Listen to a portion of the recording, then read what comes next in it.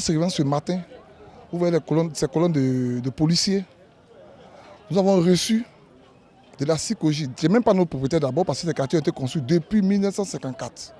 La SICOJ a été créée en 1962. Donc vous voyez déjà, il ne peut pas être propriétaire d'une maison où ils n'étaient pas encore créés. Mais ils sont venus pour gérer les maisons ou bien les habitations de l'État. C'est ainsi qu'ils sont devenus des gérants. Mais aujourd'hui, depuis près de 6 ans, nous sommes dans une petite bataille. La SICOJ veut récupérer les maisons, le terrain qui ne les appartient pas. Nous sommes allés en justice. La SICOJ dit qu'ils nous ont relogés à Yopougon, qui fait de nous des squatteurs. Nous sommes partis et on a laissé les maisons et nous sommes revenus nous installer dans ces maisons-là. Ce qui est faux. On a demandé à la SICOJ de justifier. Moi-même, j'ai été arrêté une première fois. Et j'ai demandé à la SICOJ de justifier sur 3 maisons. Les 78 maisons où nous sommes. S'il y a 3 maisons s'il y a 3 familles qui ont été relogées au niveau de Yopougon, ce qui n'a jamais été le cas. Aujourd'hui, on est surpris. En plein 6 heures, une colonne de policiers vient s'abattre sur nous. Nous demande de vider les lieux. Pour le moment, on vide les lieux. En vidant les lieux, on amène un caterpillar pour démolir les maisons. Ce sont 18 maisons réparties en points de famille. Nous sommes au moins, on a fait de 500 personnes. Les enfants sont de l'autre côté. L'école est de l'autre côté. L'école Cocody Danga est de l'autre côté. Où les enfants doivent passer les examens de 10. Où on va, nous ne savons pas.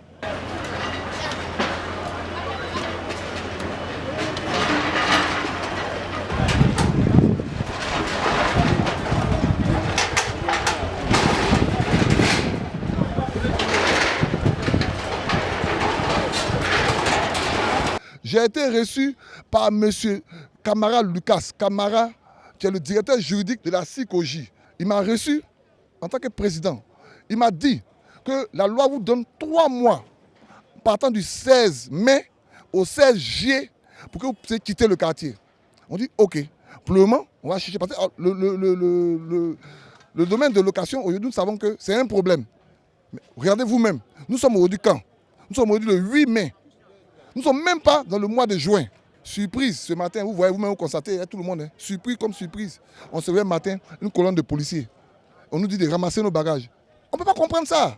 Nous sommes dans un pays de droit, nous ne sommes pas dans un pays de droit. Vous donnez des mises en demeure à des gens. Et ces gens sont en train de faire mains et pieds pour trouver des maisons. Vous construisez des maisons pour des familles pauvres. Mais nous sommes des familles pauvres. On va se reloger quelque part, vous donnez 3 mois. Matin, à 6 heures, militairement par an, vous voyez tous ces policiers, ils viennent nous chasser. On ne sait même pas aujourd'hui où ces familles vont se retrouver. Ce n'est pas un quartier précaire, c'est un quartier de la SICOJ. Il n'y a pas une autorité de ce pays qui n'est pas au courant de ce qui se passe. On a dressé à tous les ministères des courriers avec des preuves à l'appui. On s'est déplacé. On allait voir même Bédié à Daoukro. On allait voir la première dame à son bureau.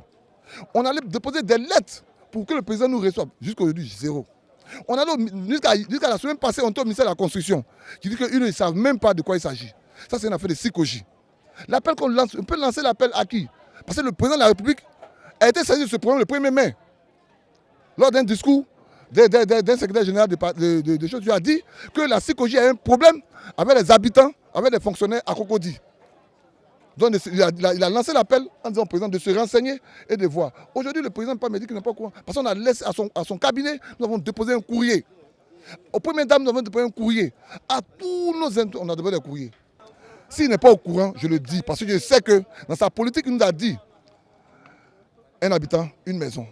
Aujourd'hui, ses pères de famille sont dehors. Ça lui va venir la solution. C'est lui qui doit trouver la solution de ce problème.